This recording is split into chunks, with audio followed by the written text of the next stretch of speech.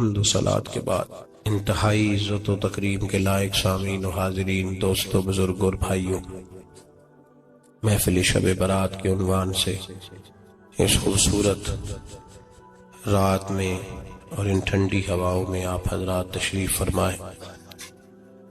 نبی پاک صلی اللہ علیہ وسلم نے ارشاد فرمایا، جب شعبان کی 15ویں رات آئے تو رات کو بیدار رہا کرو اور صبح کو روزہ رکھا کرو۔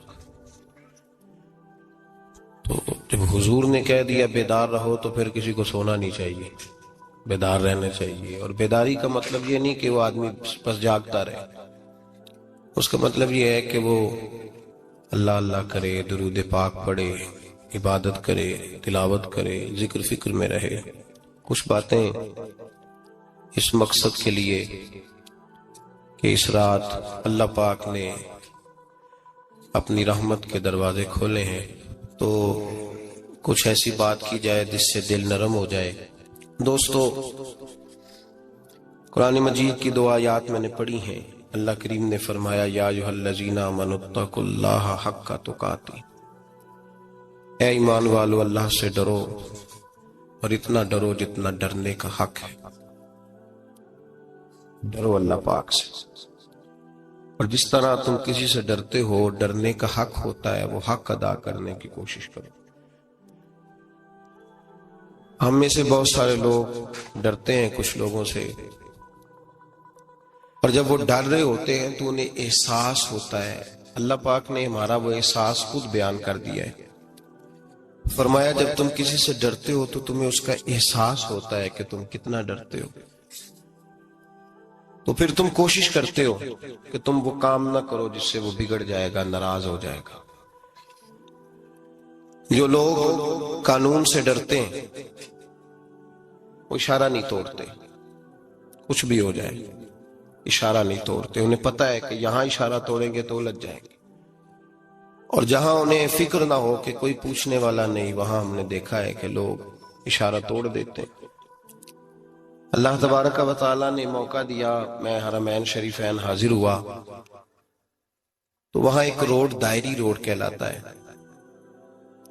اس روڈ سے پیدل چلنے والے نہیں گزر سکتے۔ وہ کہتے ہیں جی اس روڈ سے پیدل والا نہ گزرے، ان کے لیے علیحدہ جگہ ہے۔ قانون یہ ہے کہ اگر کوئی پیدل آدمی وہاں سے گزرے اور اس کا ایکسیڈنٹ ہو جائے تو وہ حکومت یہ کہتی ہے کہ یہ کیوں یہاں سے گزرا تھا، لہٰذا کوئی مقدمہ نہیں ہو سکتا۔ وہاں ہم نے دیکھا ہے کہ لوگ اس سڑک پہ پیر بھی نہیں رکھتے، کہتے ہیں مر گئے تو بنے گا کچھ نہیں۔ یہاں بھی بہت سارے ایسے معاملات ہوتے ہیں کہ جہاں انسان محسوس کرتا ہے کہ یہ بڑا میرے لیے نقصان ہو جائے گا، تو وہ ڈرتا ہے۔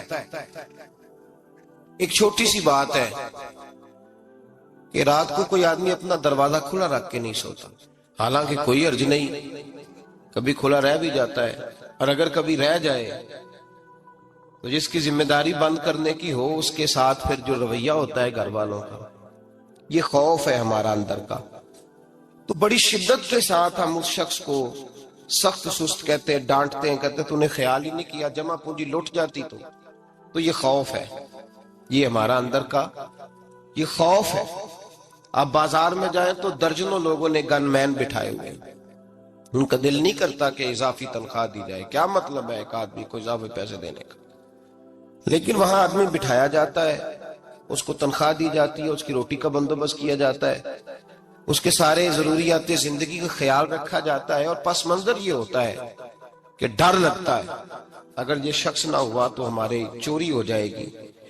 اللہ فرماتے ہیں کہ تو جہاں سے ڈرتا ہے تجھے پتا ہے،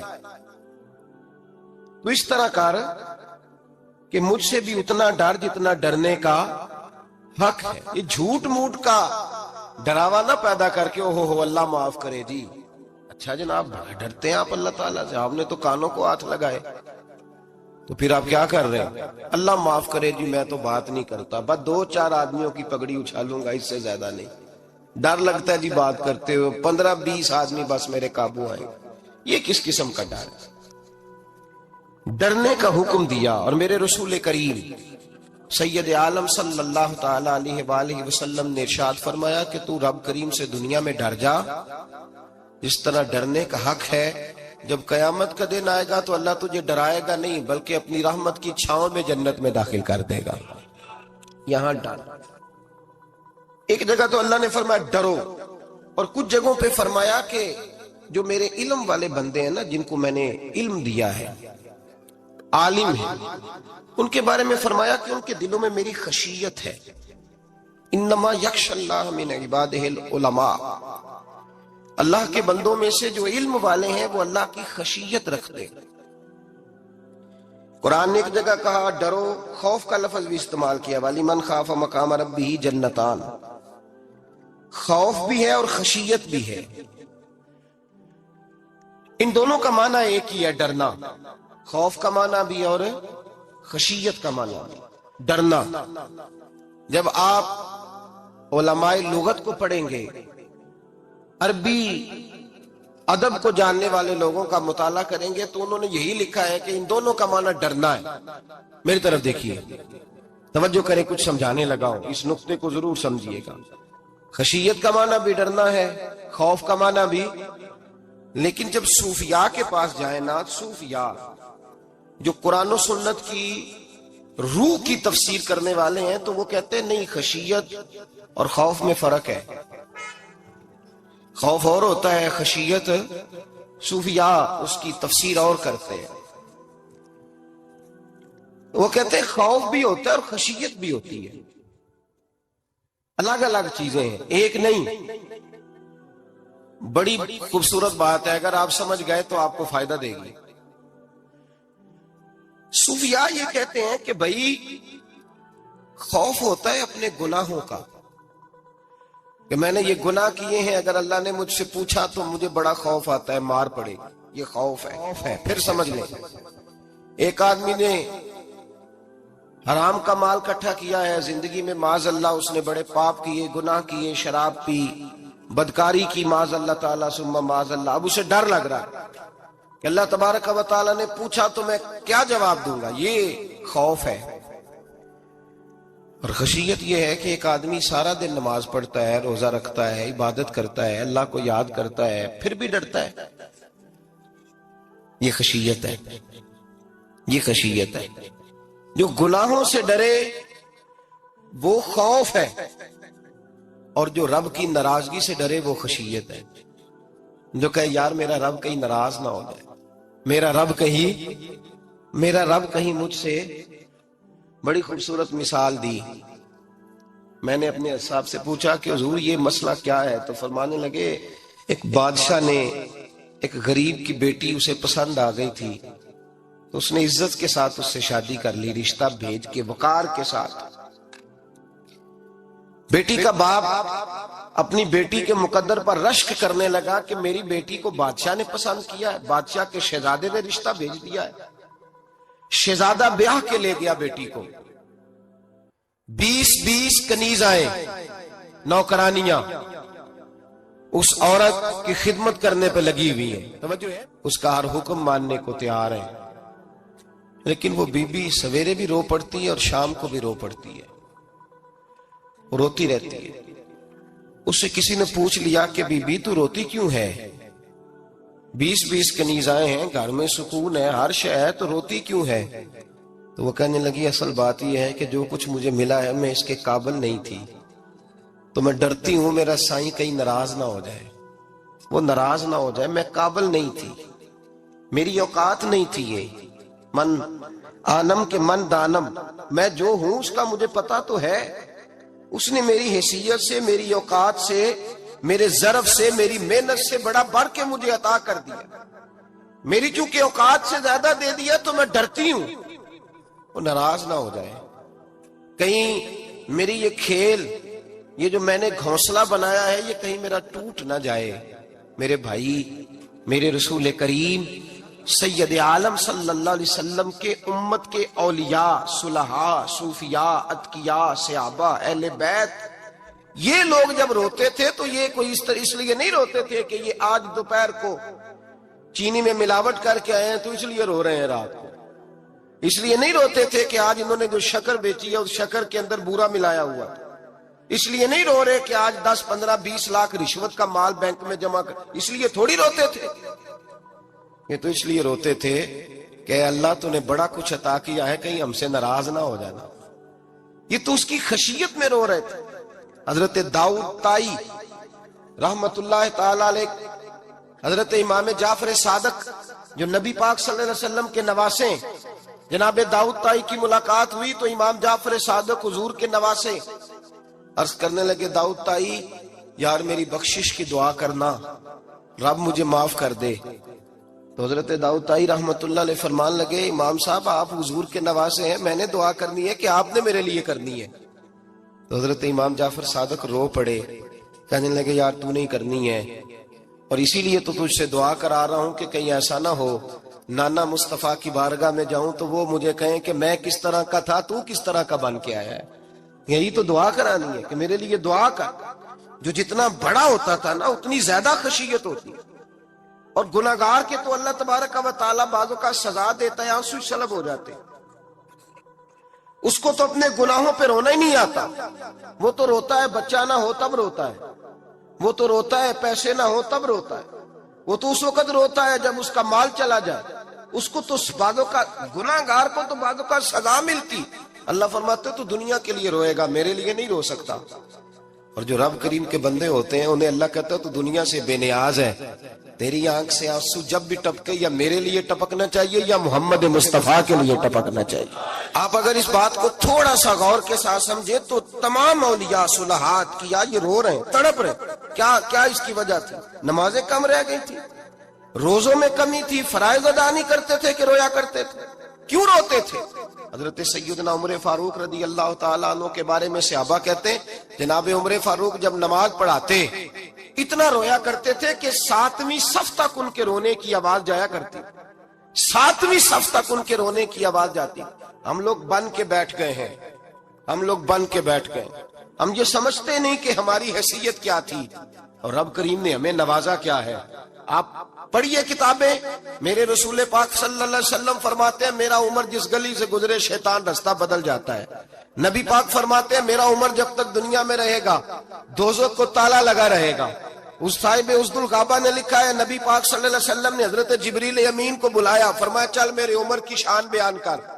تو حضرت جبریل امین علیہ الصلوۃ عرض کرنے لگے یا رسول اللہ صلی اللہ علیہ وسلم 950 سال اگر اللہ مجھے عمر دے، 950 سال رب عمر دے اور پھر بھی میں عمر فاروق کے فضائل بیان کروں تو میں نہیں کر سکتا. عمر کی شان میں نہیں بیان کر سکتا. 950 سال بھی اگر میری عمر ہو. نبی پاک نے فرمایا پھر میرے ابو بکر کے بارے میں عرض کی یا رسول اللہ ابو بکر کی تو بات اس سے بہت آگے کی ہے نا. وہ نبی پاک کتنی عظمت بیان کر رہے ہیں، کس قدر زیادہ رسول کریم صلی اللہ تعالی علیہ وآلہ وسلم ان کی عظمت بیان کرتے ہیں. حضرت عمر کیا کہتے ہیں؟ وہ لوگوں کو بتاتے پھرتے ہیں کہ تم نے دیکھا ہے نا میری کتنی عظمت ہے. وہ یہ نہیں کہتے. حضور فرماتے ہیں عمر کی بڑی شان بڑی شان بڑی شان. اور عمر کے پاس جب بھی کوئی جاتا ہے کہتے ہیں عمر آپ کا کیا مقام ہے؟ تو عمر فرماتے ہیں میں تو اونٹ چرانے والے کا بیٹا ہوں، میں تو اونٹ چرانے والے کا بیٹا ہوں، میں تو اونٹ چرایا کرتا تھا، میں تو 10 اونٹ نہیں سنبھال سکتا. حضرت فاروق اعظم رضی اللہ تعالیٰ عنہ سے کوئی پوچھتے جناب عمر آپ کا کیا حال ہے؟ تو آپ فرماتے یہ تو میرے مقدر ہے کہ میری بہن نے قرآن سنایا تو میں در رسول تک پہنچ گیا، ورنہ مجھے پوچھنے والا کوئی نہ ہوتا. کبھی جناب علی المرتضیٰ کا بازو پکڑ کے کہتے ہیں علی تو نہ ہوتا تو عمر ہلاک ہو جاتا. بھائی حضور شانیں بیان کرتے ہیں. نبی پاک کہتے ہیں میرے ابو بکر نے احسانات کیے، بڑے احسانات کیے، میں نے سب کا بدلہ چکا دیا، ابو بکر کا نہیں چکایا. اللہ کی بارگاہ میں عرض کروں گا یا اللہ تو ہی اسے بدلے دے. اور جناب ابو بکر صدیق سے کوئی پوچھتا ہے ابو بکر آپ کا کیا حال ہے؟ تو ابو بکر صدیق فرماتے ہیں مجھ سے میرے اندر کا عالم نہ پوچھو، اگر قیامت کے دن اعلان ہوا نا کہ سارے لوگ بخشے گئے ایک باقی بچا ہے تو مجھے ڈر لگتا ہے اکیلا ابو بکر ہی بچ جائے گا جو نہیں بخشا جائے گا. مجھے ڈر آتا ہے. او بھائی پن کے بیٹھ گئے لوگ، لوگوں کو پوچھ کر کے دیکھیں، کہتے ہیں کیا پاپ کیا ہے، کیا ہو گیا ہے؟ خشیت سے کانپتی ہوئی روحیں، تڑپتے ہوئے میرے رسول پاک کے غلام اولیاء اللہ صوفیاء کرام کے رونگٹے کھڑے ہیں رب کریم کے خوف سے. جو جتنا مالک کو جانتا ہے اتنا کانپ رہا ہے، اتنا ڈر رہا ہے. جس کی آنکھوں سے آنسو خشک ہے مطلب یہ ہے یہ رب کو جانتا ہی نہیں، اسے کیا خبر اس کا جلال کتنا ہے، اسے کیا خبر اس کا عذاب کتنا ہے، تو کیا جانے۔ ان بطش ربک لشدید، جب وہ پکڑتا ہے تو بڑا سخت پکڑتا ہے۔ حضرت عثمان غنی کو 3 دفعہ میرے نبی پاک نے فرمایا جنتی ہے، جنتی ہے، العثمان فی الجنہ، العثمان فی الجنہ، العثمان فی الجنہ، 3 دفعہ حضور نے جنت کی بشارت دی۔ میرے مصطفیٰ کریم نے فرمایا میرا عثمان گلی سے گزرے تو فرشتے بھی اس کی حیا کرتے ہیں۔ جناب عثمان غنی جن کو میرے نبی نے 2 بیٹیاں دے کے کہا عثمان میری 100 بیٹی بھی ہوتی، ایک کے بعد دوسری انتقال کرتی جاتی تو میں ساری تیرے نکاح میں دے دیتا، وہی حضرت عثمان غنی قبر پہ کھڑے ہیں حضور کے وصال کے بعد، ایک قبر پہ کھڑے، آنکھوں سے آنسو جاری ہے، داڑھی ساری آنسوؤں سے بھر گئی ہے، روتے ہی جاتے ہیں، روتے ہی جاتے ہیں۔ غلام کہتا عثمان یار رونا ہمیں چاہیے، رونا ہمیں چاہیے، جن کو کوئی بشارت نہیں اور آپ کو تو 3 بشارتیں، روتے کیوں ہو؟ جناب عثمان غنی فرمانے لگے جس مصطفیٰ نے مجھے جنت کی بشارت دی اسی رسول نے فرمایا تھا قبر آخرت کی منزلوں میں سے پہلی منزل ہے، آخرت کی منزلوں میں سے پہلی منزل۔ سوچتا ہوں اگر رب کریم نے عثمان سے حساب پوچھ لیا حساب کیسے دینا ہے؟ میرے مصطفیٰ کریم نے، یہ تو بات ہے نا جناب عمر کی، یہ تو بات ہے حضرت عمر کی، حضرت ابو بکر کی، جناب عثمان غنی کی، اور جس شیر خدا کے بارے میں نبی پاک نے فرمایا علی منی وانا من علی، فرمایا علی اور میں 2 نہیں، میں علی ہوں اور علی میں ہے، جن کو فرمایا من کنت مولا فہذا علی مولا، جس کا میں مولا اس کا علی بھی، اس کا علی بھی، جس مولا علی شیر خدا کو یہ درجہ دیا۔ ولی المرتضی اٹھے ہیں، نماز کا وضو کیا ہے، مصلی کی جانب جانے لگے تو جناب علی کا وجود تھر تھر کانپنے لگا، تھر تھر، چھم چھم آنسو برسنے لگے۔ حضرت سیدنا امام حسن آگے بڑھے، ابا جی کیا ہوا؟ فرمایا حسن ڈر رہا ہوں، مالک کی بارگاہ میں جا رہا ہوں، کہیں رب علی کو دھتکار ہی نہ دے، کہیں مالک علی سے حساب ہی نہ پوچھ لے، کہیں اللہ تبارک و تعالیٰ ناراضگی کی نظر سے نہ دیکھے۔ او بھائی ہم لوگ اتنے دلیر، اتنے تگڑے، اتنے سیاہ، اتنے عقل مند، اتنے گناہوں کے پیچھے پہاڑ ہیں، لیکن مجال ہے کوئی ایک قطرہ وہ آنسو جو ہم نے سنبھال کے رکھے ہیں دنیا داری پہ بہانے کے لیے۔ کبھی اپنا حساب کر، کبھی سوچ، روز شکوہ کرتا ہے، کہتا ہے میرے پاس پیسے نہیں، گاڑی نہیں، کار نہیں، کوٹھی نہیں، سرمایہ نہیں۔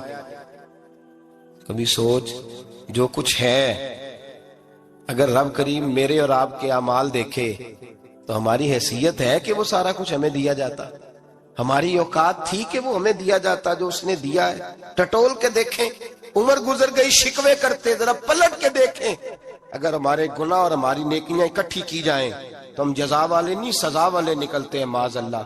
محمود غزنوی بڑا پیار کرتے تھے ایاز کے ساتھ، بڑا پیار کرتے تھے، نوازا کرتے تھے، روز کوئی نہ کوئی تحفہ ملتا تھا ایاز کو۔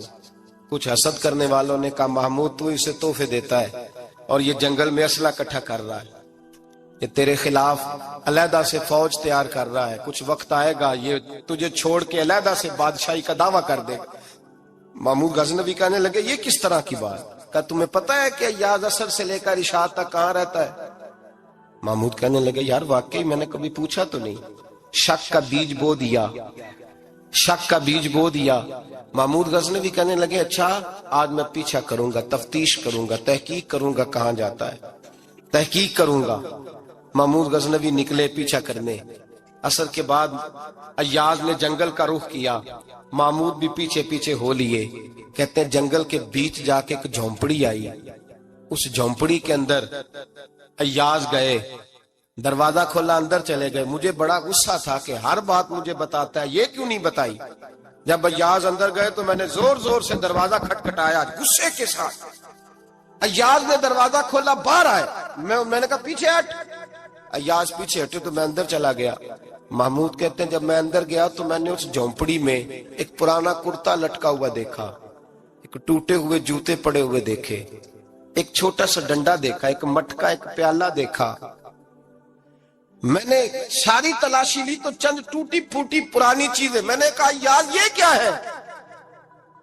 تو کہتے ہیں یاز کہنے لگا بادشاہ ٹٹول کے دیکھ لے، یہی کچھ ہے جو تو نے دیکھا ہو۔ میں نے کہا یہ ہے کیا؟ کہتے ہیں یاس پیروں میں بیٹھ گیا، تڑپ کے رونے لگا، کہنے لگا بادشاہ یہ میری اوقات ہے، یہ میری اوقات ہے، یہ میری اوقات ہے، یہ میری اوقات ہے۔ کہا کیا مطلب؟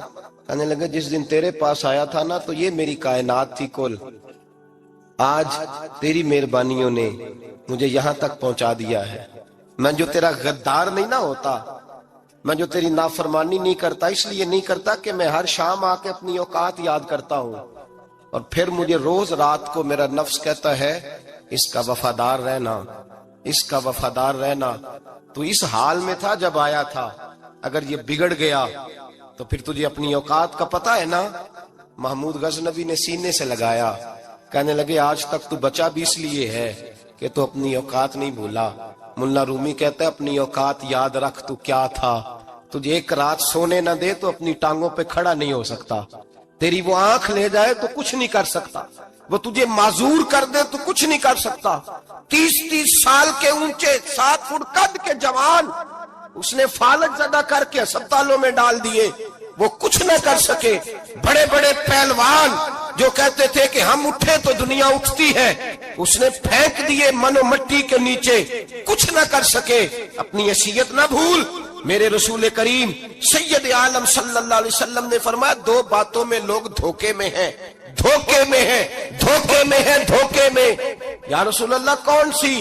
فرمایا جو صحت مند ہے وہ دھوکے میں ہے، وہ سمجھتا ہے میں کبھی بیمار ہی نہیں ہوں گا، مجھے روز اسی طرح نیند آئے گی جس طرح اب آتی ہے، میں روز اسی طرح اٹھوں گا جیسے اب اٹھتا ہوں، میں اتنا ہی لمبا چوڑا رہوں گا جس طرح آج ہوں، میرا حسن اسی طرح قائم رہے گا جیسے آج ہے۔ تو دھوکے میں ہے، دھوکے میں۔ بڑے بڑے آئے اور بڑے بڑے مٹی کا ڈھیر ہو گئے، فنا ہو گئے، کل من علیہ فان، فنا ہو گئے، کوئی پوچھنے والا نہ رہا۔ اور میرے رسول پاک نے فرمایا جو فارغ ہیں، جن کو رب نے اپنی عبادت کے لیے فارغ کیا، اپنے دین کی نوکری کے لیے فارغ، وہ بھی دھوکے میں ہیں، وقت ضائع کر رہے ہیں، چوک اور چوراہے میں کھڑے ہیں۔ میرے بھائی جب اپنی حیثیت انسان بھولتا ہے، حیثیت بھولتا ہے پھر وہ شکوہ کرتا ہے، جب اپنی اوقات بھولتا ہے پھر شکوہ کرتا ہے، جب وہ بھول جاتا ہے کہ میں کیا تھا پھر وہ شکوہ کرتا ہے۔ حضرت سیدنا امام اعمش رحمت اللہ علیہ بازار میں کھڑے تھے تو بادشاہ کا بیٹا گزرا، اکڑ کے گزرا، آپ نے بازو پکڑ کے کھینچا، فرمایا جا کے اپنی ماں سے پوچھ اور اپنے باپ سے پوچھ تیری اوقات کیا ہے۔ اکڑ کے چلتا ہے، جا پوچھ ان سے تیری حیثیت کیا ہے۔ حضرت جناب سیدنا امام اعمش نے ڈانٹا تو واپس آیا، آگے کہنے لگا ابا وہ امام کیا کہتا تھا کہ میری اوقات کیا ہے، کیا اوقات ہے میری؟ تو باپ اور ماں دونوں گھورنے لگے، کہنے لگے بیٹے ہمارے پاس دولت بھی تھی، گھر بھی تھا، مکان بھی تھا، جائیدادیں بھی تھی، بادشاہت بھی تھی، پر ہم دنیا کے دروازوں سے بھیک مانگ مانگ کے تھک گئے تھے۔ عرش کا مالک ایک بیٹا عطا نہیں کرتا تھا، ایک بیٹی نہیں دیتا تھا، تڑپ گئے تھے، روتے تھے، سسکتے تھے۔ پھر وہی امام احمد جنہوں نے آج تجھے گلی میں کھڑا کیا ہے اس کے دروازے پہ جا کے بیٹھ گئے۔ ہم نے کہا رب ناراض ہو گیا، دعا کرو ہم سے راضی ہو جائے، چلو زیادہ نہیں ایک لال ہی ہمیں دے دے۔ کہ امام اعمش دعائیں کیا کرتے تھے تو تب اللہ پاک نے تو ہمیں عطا کیا تھا۔ تیری او بھائی اپنی حیثیت کا تو تعین کر، تو بڑھ بڑھ کے باتیں کرتا ہے، تو بڑا کھل کھل کے بولتا ہے، اپنی حیثیت کا تو تعین کرنا، ذرا اندازہ تو کرنا کہ تو کون تھا، کہاں سے آیا ہے، تیری اوقات کیا ہے۔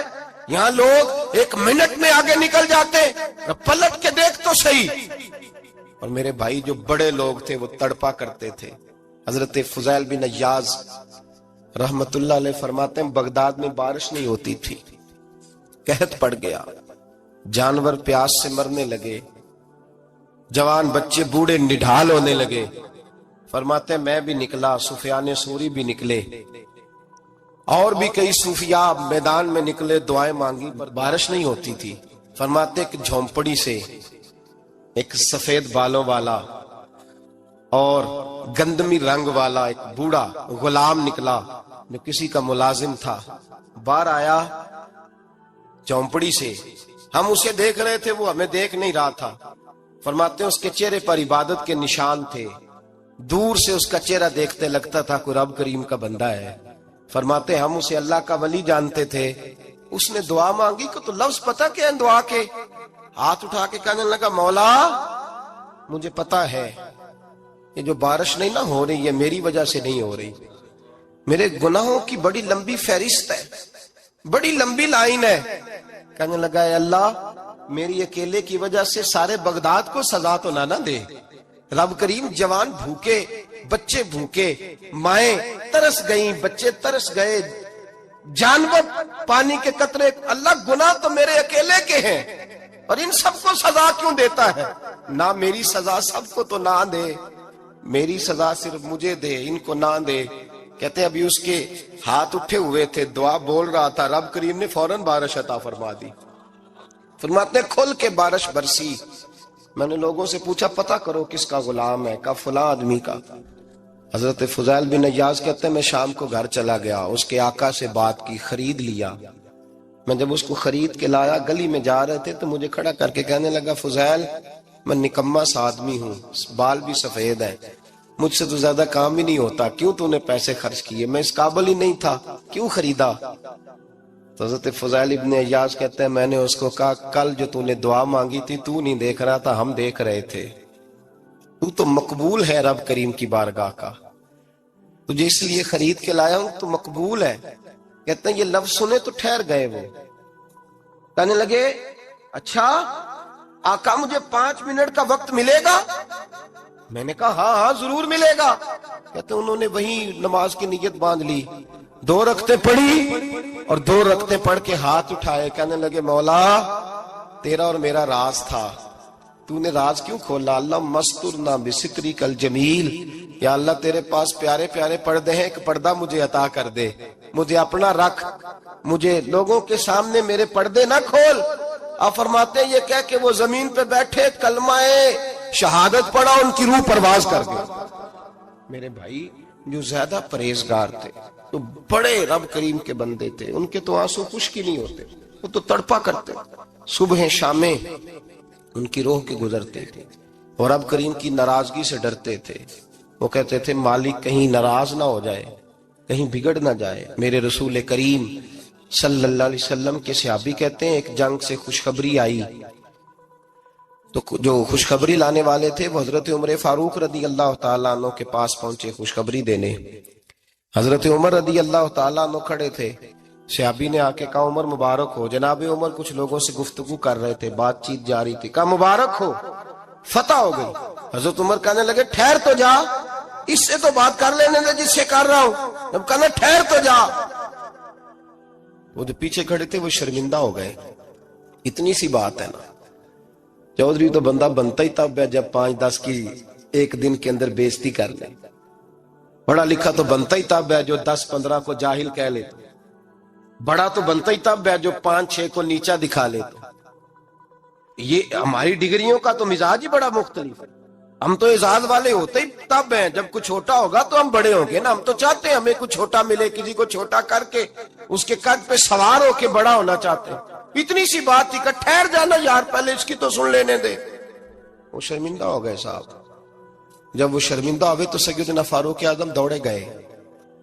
صحابہ کہتے ہیں گارا تھا، کیچڑ تھا، اس گارے میں سر رکھا، سجدہ کرنے لگے، اٹھے، کہنے لگے مولا اپنے عمر سے ناراض نہ ہو جانا، یہ کل تک اونٹ چرایا کرتا تھا، آج تیری مخلوق کو شرمندہ کرنے لگ گیا ہے، یہ اپنی حیثیت ہی بھول گیا، اسے خبر ہی نہیں کہ یہ کیا تھا، یہ آج تیری مخلوق کو شرمندہ کرتا ہے، اللہ اپنے عمر سے ناراض نہ ہو جانا۔ وہ شخص کہتے ہیں پیچھے آ کے کھڑا رو رہا ہوں۔ میں نے کہا عمر کیا کر رہے ہو؟ فرمایا نہیں یار میں نے تجھے شرمندہ کیا ہے، یہ میں بھول گیا تھا کہ میں کیا ہوں۔ بھائی اپنی حیثیت کا تعین کریں، آؤ آج اپنی حیثیت کا تعین کریں، دیکھیں ہم کہاں تھے، کہاں بیٹھے، پلٹ کے دیکھیں کیا تھے ہم، کیا ہے، راتیں کہاں گزرتی ہیں، صبح کہاں بیتتی ہیں۔ ایک لمحے کے لیے پلٹ کر اپنے ظلم، زیادتیاں، جھوٹ، غیبتیں، بے حیائیاں، اپنی زندگی کے امور کا اگر ہم یک نظر جائزہ لیں، پیچھے پلٹ کے دیکھیں۔ حضرت جناب سیدنا غوث اعظم جیلانی رضی اللہ تعالیٰ عنہ فرمایا کرتے تھے اگر لوگ اپنے گناہ یاد کریں تو وہ پریشان ہو جائیں کہ ہمیں پانی کا قطرہ کیوں مل رہا ہے، وہ اگر اپنی غلطیاں یاد کریں تو انہیں احساس ہو کہ ان کا سانس کیسے چل رہا ہے۔ بھائی اگلی بات سنو گے تو اور حیران ہو جاؤ گے۔ حضرت غوث اعظم رضی اللہ تعالیٰ عنہ فرمایا کرتے کہ اب خیال آتا ہے، اب سوچ آتی ہے کہ رب کریم نے کتنی ڈھیل دی ہوئی ہے۔ ہم ہیں کہ سمجھتے ہیں یہ میری عقل مندی کا کمال ہے کہ مجھے سارا کچھ نافرمانی کے باوجود بھی مل رہا ہے۔ بھائی خشیت الہی پیدا کریں۔ جتنا بندہ بڑا ہوتا تھا اس کے دل میں خوف بھی اللہ کا وہ جانتا تھا۔ حضرت امام اعظم ابو حنیفہ بیٹھے تھے تو ایک بی بی فتویٰ پوچھنے آئی۔ بی بی روز خاوند سے مطالبہ تو کرتی ہے، فلاں چیز چاہیے، فلاں چیز چاہیے، اللہ کرے وہ یہ مطالبہ کرنے لگ جائے کوئی شے نہیں چاہیے، جو چاہیے حلال کا چاہیے۔ آمین تو کہہ دے۔ اللہ کرے بی بی یہ مطالبہ کرنے لگ جائے سوکھی روکھی چاہیے پر چاہیے مجھے جائز دینا، بے شک ایک وقت دینا۔ اللہ کرے یہ مطالبہ ہونے لگ جائے، شب برات کی بڑی مقدس رات، اللہ کرے اس رات یہ مطالبہ ہونے لگ جائے۔ ایک بی بی آئی خاتون، چرخہ کاٹتی ہے، سوت بناتی ہے، حضرت امام صاحب سے مسئلہ پوچھنے آئی۔ کیا مسئلہ پوچھا اس نے؟ کہنے لگی حضرت جی میں نا رات کو اپنی چھت پہ بیٹھ کے چرخہ کاٹتی ہوں، سوت بناتی ہوں، 14ویں رات کا چاند جب چڑھا ہوتا ہے تو اس کی روشنی میں چرخہ کاٹتی ہوں۔ کئی دفعہ نا بادشاہ کا لشکر میری گلی سے گزرتا ہے، بڑے بڑے لالٹین انہوں نے پکڑے ہوتے ہیں، بڑے بڑے روشن دان، بڑی بڑی ان کے اندر روشنی ہوتی ہے۔ تو حضرت جی کئی دفعہ نا وہ جب گزرتے ہیں تو ان کی روشنی میں بھی میں کچھ سوت بنا لیتی ہوں۔ مسئلہ یہ پوچھنا تھا کہ اس روشنی میں جو سوت بناتی ہوں اس کی کمائی میرے لیے جائز ہے کہ ناجائز ہے؟ اس کی روشنی میں حضرت امام اعظم نے اللہ اکبر کا اور چھم چھم آنسو گرنے لگے۔ حضرت امام صاحب نے اپنا گریبان پکڑا اور کھینچا، قمیض پھٹ گئی۔ کہنے لگے بی بی مسئلہ چھوڑ، تو پہلے بتا تو ہے کون، کہاں سے آئی ہے، کون ہے، بتا۔ تو کہنے لگی میں حضرت بشر آفی کی ہمشیرہ ہوں، میں حضرت بشر آفی، وہ جو درویش ننگے پیر نہیں پھرتا رہتا بغداد کی گلیوں میں، میں اس عظیم بھائی کی بہن ہوں، بشر آفی کی ہمشیرہ ہوں۔ حضرت امام اعظم فرمانے لگے کوئی اور بی بی آتی تو اس کے لیے جائز تھا، کیونکہ وہ جان بوجھ کے تو کسی کی روشنی نہیں استعمال کرتی، خود آتی ہے، کوئی اور آتی تو جائز تھا۔ تیرا مقام بڑا ہے، تیرے لیے جائز نہیں، لیے جائز نہیں، تو اپنی حیثیت کا تعین کر، یہ تیرے لیے درست نہیں۔ او بھائی بڑا تو تب ہوگا جب تیری احتیاط بڑی ہو جائے گی، بڑا تب ہوگا جب تیرا تقوی بڑا ہو جائے گا، بڑا تو تب ہوگا جب تو حلال حرام کے معاملے میں باریک باریک چیز کا خیال رکھے گا۔ اور اگر تو کہ خیر ہے دیکھی جائے گی، ساری دنیا کر رہی ہے، ساری زمانہ کر رہا ہے، فلاں بھی کر رہا ہے، وہ خدا کے بندے یہ کس طرح کا معاملہ ہے، یہ کس طرح کی جمہوریت ہے؟ اپنے آپ کو سمجھائیں اور میرے عزیز خشیت والی زندگی پیدا کریں، تقوی والی زندگی پیدا کریں۔ ہم لوگ ایسا وقت گزار رہے ہیں، اور یہ یاد رکھنا ہمیشہ انسان دنیا میں آتے ہیں، اس شہر کے بہت سارے لوگ ہو گزرے، علماء، مشائخ، صوفیاء، تاجر، زمیندار، آپ کسی بھی شعبے میں ٹٹولیں گے تو آپ کو کئی نام ملیں گے۔ اس شہر محبت کے ڈھیروں لوگ ہو گزرے، اور یہ کہانی ہر شہر کی ہے۔ آج میں اور آپ یہاں بستے ہیں، کچھ وقت کے بعد ہم داستان ہوں گے۔ امام شافعی رحمت اللہ علیہ فرماتے ہیں میں ایک شہر سے گزر رہا تھا تو میرے پیر کو ٹھوکر لگی، میں نے زمین کھودی تو ایک کھوپڑی نکلی، کھوپڑی نکلی تو اس کے اوپر تاج بھی تھا۔ ماتے میں نے شہر کے لوگوں سے پوچھا یہ کیا ہے، تو کہنے لگے یہ بادشاہوں کا قبرستان ہے، اس میں غریب دفن تو نہیں ہو سکتا تھا، دفن تو بادشاہوں کا خاندان ہے، لیکن افسوس کی بات یہ ہے کہ یہاں مٹی ڈالنے کوئی نہیں آتا، اب یہ سیدھی سڑک بن گیا۔ بھائی کبھی پلٹ کے دیکھ، ہزاروں لوگ آئے، اس روڈ سے کروڑوں لوگ گزرے اور منزل کو چلے گئے، لوگوں نے یاد نہیں رکھا۔ آپ اپنے حصے کا عمل کرنے آئے، ٹھیکیدار نہیں ہے کوئی اپنی اولاد کا، بال بچے کا، بہن بھائی کا، حق ضرور ہے، ان کے لیے محنت ضرور کرے گا، لیکن اس کو یہ اجازت نہیں ہے کہ وہ کہے کہ میں اب بڑا ذمہ دار ہوں تو میں نے 20 करोड़ बैंक भर के जाना है। हजरत उमर बिन अब्दुल अजीज रहमतुल्लाह ताला अलैह के इंतकाल का वक्त आया तो अपने बेटों को बुलाया, फरमाने लगे बेटो तुम्हारा बाप बुज़दिल था, तुम्हारे लिए कुछ कर नहीं सका। अब्बा जी क्या हुआ? फरमाने लगे बेटे मैं बुज़दिल था, जहन्नम से डर गया, तुम्हारे लिए कोई बैंक बैलेंस इकट्ठा नहीं कर सका। मैं थोड़ा दिलेर होता, दोजख से ना डरता तो तिजोरियां भर के जाता। पुराने बादशाह महल छोड़ के गए हैं पर मेरे पास कुछ नहीं है, बादशाह होने के बावजूद मैं फकीर हूं, खाली हाथ जा रहा हूं। बुज़दिल जो था, आपने जब ये लफ्ज कहे तो बच्चे रोने लगे, कहने लगे अब्बा जी हमें तो फख्र है, हमें तो फख्र है, जिस गली से भी हम गुजरते हैं कपड़े हमारे सादे होते हैं पर लोग दुकानें छोड़ के मिलते हैं, कहते हैं नेक बाप की औलाद जा रही है, ये बड़े मर्तबे वाले बाप की औलाद जा रही। भाई याद रखें, खुशियत इलाही पैदा करें, ना अपनी जात के साथ जुल्म करें। अगर आप कोई भी गलत काम करते हैं तो उसका जवाब आपने देना है। अगर आपने 1 करोड़ रुपया नाजायज कमाया है तो वो अल्लाह आपसे नहीं, आपके बच्चे से नहीं पूछेगा, बीवी से नहीं पूछेगा, बहन भाई से नहीं, वो आपने जवाब देना है। आपने अपने अमाल पर गौर करें। आज शब बारात है, मेरे नबी करीम सल्लल्लाहु अलैहि वसल्लम ने फरमाया कि मेरी उम्मत की इतनी बख्शिश होगी, मदीने में सबसे ज्यादा बनु कल्ब का कबीला बकरियां पालता है, उनकी बकरियों के बालों से भी ज्यादा अल्लाह मेरी उम्मत की बख्शिश फरमाएगा। इसको तौबा की रात कहा जाता है। तौबा का मतलब ये होता है कि अल्लाह मैं आज के बाद गुनाह नहीं करूंगा। तौबा का मतलब होता है कि मैं आज के बाद ये गलती, आपका मुलाजिम कितनी बार गलती करे तो आप रख लेते हैं, एक दिन में 100 दफा करे तो गुंजाइश है उसको रखने की, अल्लाह रख लेता है, कहता तू तौबा कर, है गुंजाइश। मेरा ख्याल है जो 10 बार भी करे उसके लिए भी गुंजाइश है, उसके लिए भी गुंजाइश है। उस्ताद बाप होता है, बच्चे से गलती हो जाए तो कहता तुझे अर्जाना भरना पड़ेगा। बच्चे लगे नहीं होते स्कूलों में, जुर्माने लगे होते हैं, छुट्टी का लहदा है, फलां काम का लहदा है, हालांकि बाप है। भाई अल्लाह फरमाता है तू तौबा कर, और तौबा ये है कि मैं आज के बाद ये गुनाह, इस आदमी ने कल 5 नमाजें नहीं पढ़नी, उसका आज तौबा करने का क्या मतलब है? तौबा का क्या मतलब है कि मैं आइंदा गुनाह, तो जो सवेरे 5 नमाजें नहीं पढ़ना चाहता, कहता कल जोर नहीं मैंने पढ़नी, चलो फजर तक जागना है, फजर पढ़ लूंगा, तो उसने तौबा की है। तो मजाक है, अस्तगफिरुल्लाह अस्तगफिरुल्लाह अल्लाह माफ कर दे, क्या माफ कर दे? सवेरे तो मस्जिद आएगा।